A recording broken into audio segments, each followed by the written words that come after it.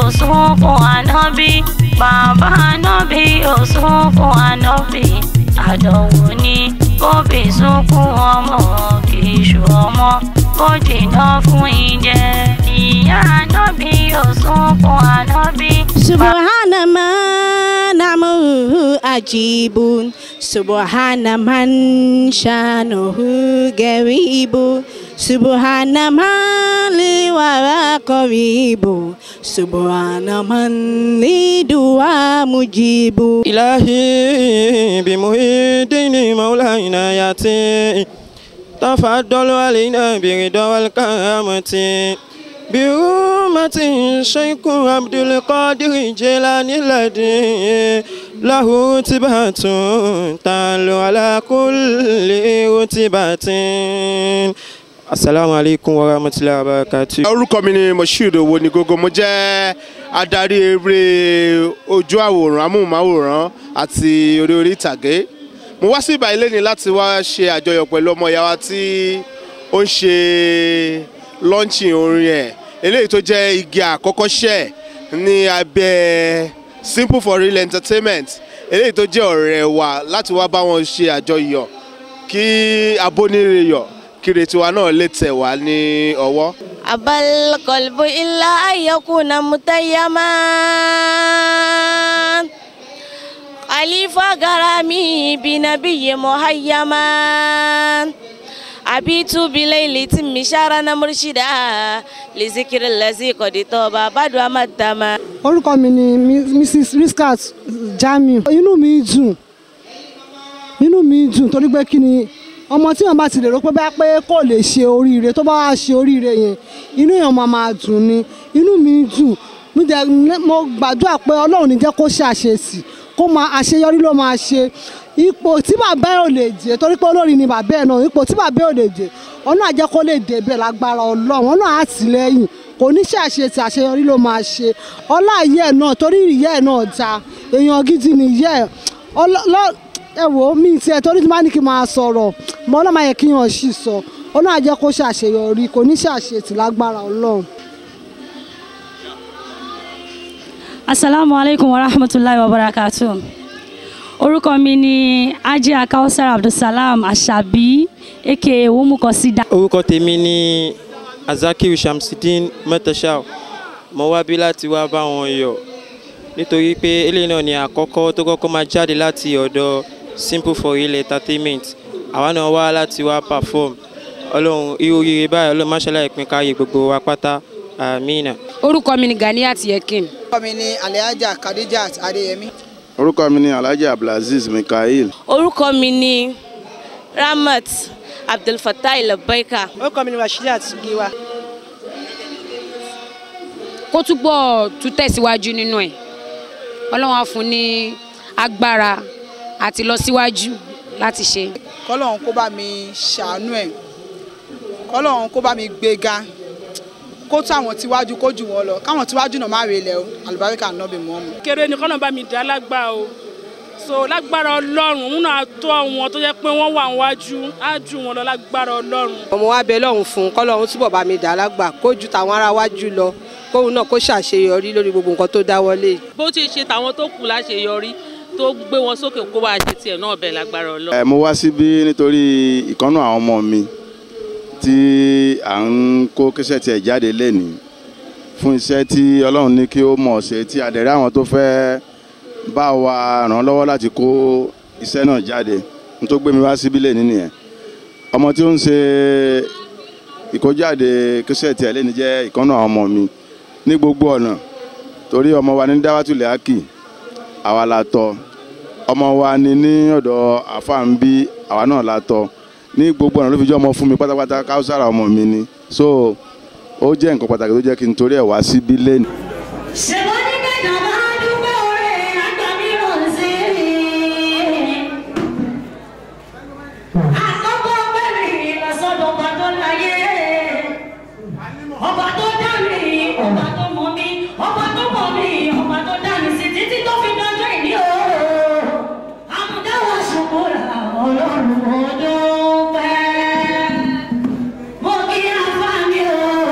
Sheikh Ismail Abdullah Wahiri,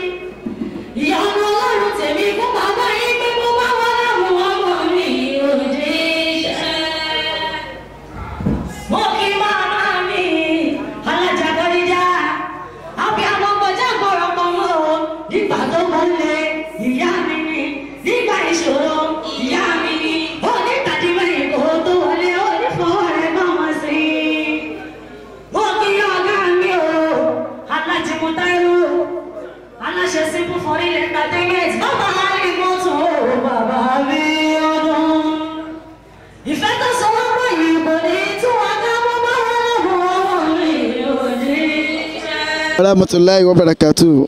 Orúkọ mi ni Ustaz Muhammad Saheed Abdul Gafar. Melemuku gbogbo ayé máa ń pè mí ní Melemuku. Máa ń ṣe MC. Kọ́lé ohun kó ṣe dáadáa fún wa. A wà lénìí, a dúpẹ́ fún Ọlọ́run.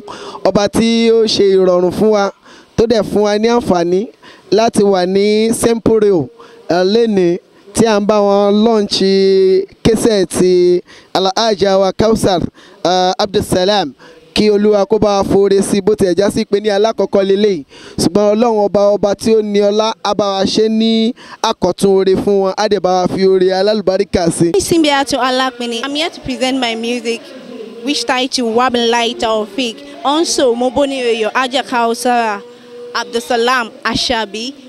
Ẹni bó ní Reyo tí ẹ adé náà èmi bó ní Reyo kí tèmi náà bá lè. Wíwá tí mo wá síbí lénìí mo wá bá ọmọ ìyá mi wá ṣe àjọyọ̀ lọ́ńchìn orin tó ṣe èyí tó jẹ́ àkọ́kọ́ orin ẹ̀ ó máa wùn mí náà kémi náà débi tó dé kí tún ju bí tó dé lọ kémi náà lè gbé ògo lé wa ga. ní ẹnìkan tàbí méjì àbáwọn kan tí ẹ ń lè pè ní pé àwọn ẹni yìí ni àwọn tèmi ń wò kọ́ṣe nínú iṣẹ́ orin.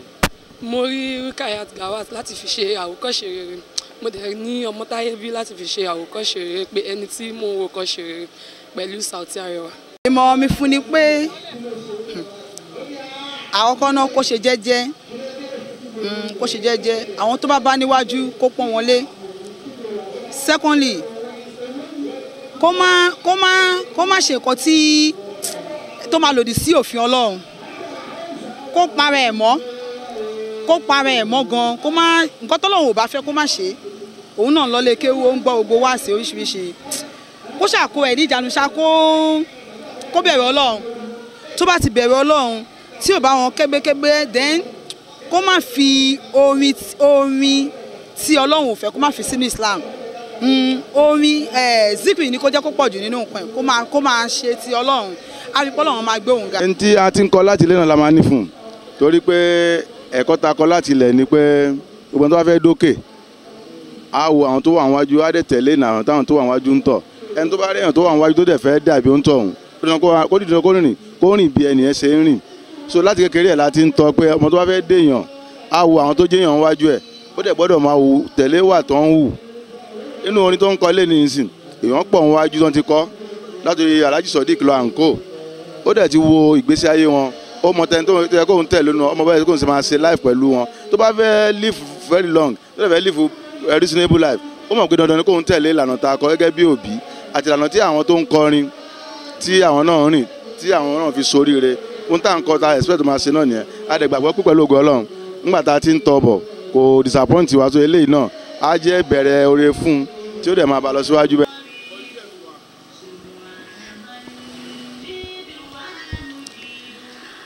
Àsìkòlì mọ́kàndí ìbàlání. Àsìkòlì mọ́kàndí ìbàlání. Bí ó bí mọ́kàndí ṣàfání. Subhana mọ́kàndí àdáni. Binuri gairawani. Waman ilayhi maani waman alayhi tukilani hamdali monkadi adani sharalahama warakoi ẹ má jẹ́ kí n tutọ́. inú yìí ṣe tuntun. Inú mi dùn púpọ̀ gan-an ni nítorí pé kí ni ọ̀pọ̀ ló ń fẹ́ bẹ̀rẹ̀ opportunity tí wọ́n rí èmi wá rí mo dúpẹ́ fún Ọlọ́run mo dẹ̀ dúpẹ́ fún ọ̀gá mi ọ̀gá bíi bàbá ọ̀gá tó ṣe bàbá fún mi Alhaji Mutairu Simple for You ò ní bàjẹ́ láéláé. Orúkọ mi ni Mutairu Azeez aka Simple for You. Mi ni aláṣẹ àti olùdásílẹ̀ Simple for You Entertainment SRE Nation nítorí pé mo gbà lérò pé mo fẹ́ ká ṣe nǹkan yìí Ọlọ́run dẹ̀ jẹ́ kó ṣeé ṣe so inú mi dùn púpọ̀. Ìmọ̀ràn mi fún wọn ni pé kán túbọ̀ tẹpá mọ́ṣẹ́ nítorí pé ìtẹ̀síwájú òun ló módò sàn ìtẹ̀síwájú tẹ̀sí rí yẹn ní ọ̀pá àṣẹ́gun so tíyàn bá tẹra mọ́ nǹkan tó ń ṣe á tètè débi ọ̀la ẹ̀. mo fẹ́ rí fún wọn gidi nítorí pé ìrísí tí mo ṣe wò pé kí n organize irú gathering yìí ni pé ọ̀pọ̀lọpọ̀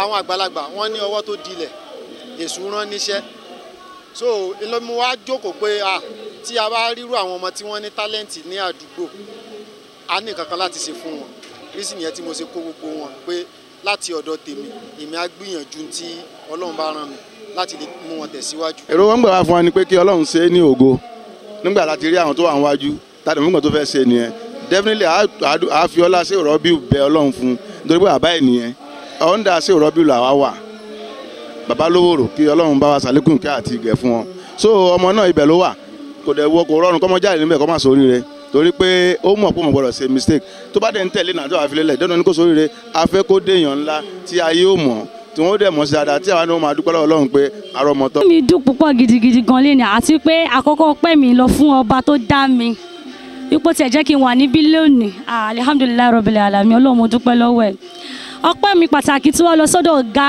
mi bàbá mi ẹ̀gbọ́n mi Alhaji Mutairu Abdulazeez aláṣẹ Simple Foreign Entertainment torí tí o bá sí Simple Foreign Entertainment ni mo mọ bí tí mo máa wà lénìí àmọ́ mo dúpẹ́ fún wọn gidi gan ni o ìtẹ̀síwájú ìlọsíwájú ìgbéga gbogbo ẹ̀ pátápátá ní ti dáadáa ló máa dé báyìí ní agbára Ọlọ́run inshallah bí kudratullah. ìmọ̀ràn tí mo ní fún àwọn tí wọ́n ń bọ̀ lẹ́yìn èmi náà ṣì ń bọ̀ lẹ́yìn ni àmọ́ ìmọ̀ràn tí mo ní fún àwọn tí wọ́n ń bọ̀ lẹ́yìn náà ni wípé kó máa ṣọ́ orin tí wọ́n bá ń kọ kó má máa kọ ìkọkúkọ nítorí àwọn tọ́jú aláàgbọ́dọ̀ máa sọ̀rọ̀ sí wọn náà ìkọkúkọ tí ó ti wọnú orin ẹ̀sìn tá à ń kọ ẹ jọ̀ọ́ nítorí Ọlọ́run ẹ jẹ́ ká mọ báyìí máa ṣe ká má máa kọ̀kọ́ kúkọ nù rẹ̀ wá. àmọ̀ràn tí màá gba àwọn tó jẹ́ upcoming artist bíi tèmi ni pé kí wọ́n má kánjú pé dandan ẹni tí ó lórúkọ làwọn fẹ́ kó gbé àwọn ibì kan lèèyàn ti máa ń bẹ̀rẹ̀ mo jẹ́ ká bẹ̀rẹ̀ níbì kan àmọ̀ràn tí mo ní fún wa náà nìyẹn. orin ẹ̀ dá lọ́pọ̀lọpọ̀ nítorí pé mo rí i pé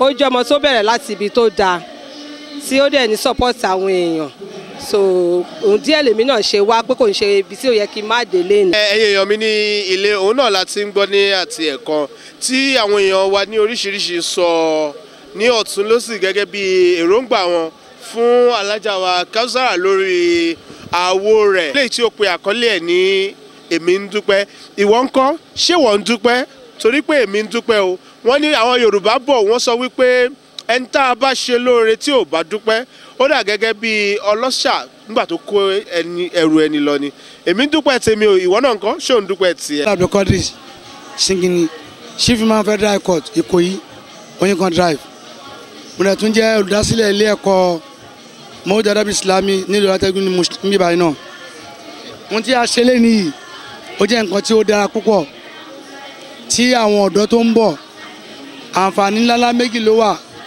àkọ́kọ́ láti fi excel talent tó wà lára wọn ẹlẹ́ẹ̀kejì náà láti gbógun ìsìlámù náà kó gbé jáde kọ́ lè mọ̀ bẹ́ẹ̀ so àwọn èrò ọgbọ́n tó bá jẹ́ pé àwọn ọ̀dọ́ tó ń bọ̀ lẹ́yìn tí àwọn náà nínú nǹkan báyìí lára ká má jẹ́ kí àwọn ẹ̀bùn tó lọ́wọ́ fún wọn yìí ká má jẹ́ kó waste káwọn náà try kí wọ́n lò ó dáadáa àyẹ̀dúgbọ́ fún alájọ àmọ̀tọ́ tó jẹ́ tó nílé iṣẹ́ yìí ká má jẹ́ kó dàrú fóun náà dáṣẹ́lẹ́ ní náà kọ́nà mọ́ ṣe ní òpin oore irú ẹ̀ bẹ́ẹ̀ kọ́nà ṣe kó pọ̀ ní Islam àtìlẹ́ nìkankan wa.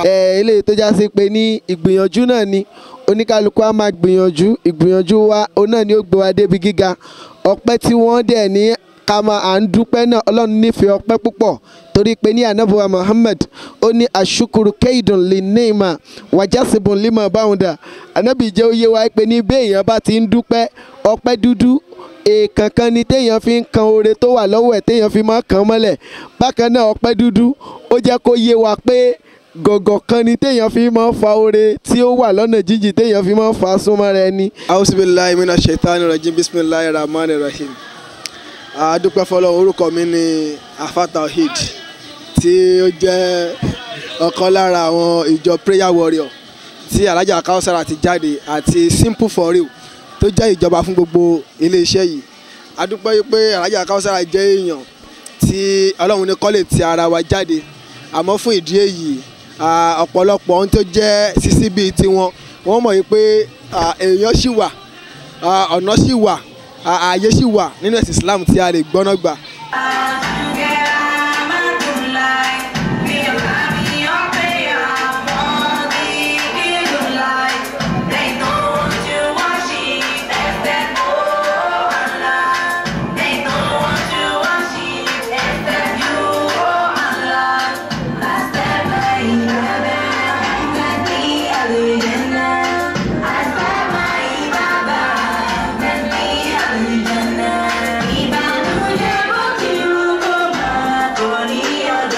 èèyàn tí ò dúpẹ́ ara ẹ̀ ló mọ̀ fílẹ̀ àtúbọ̀ àti ìdè o.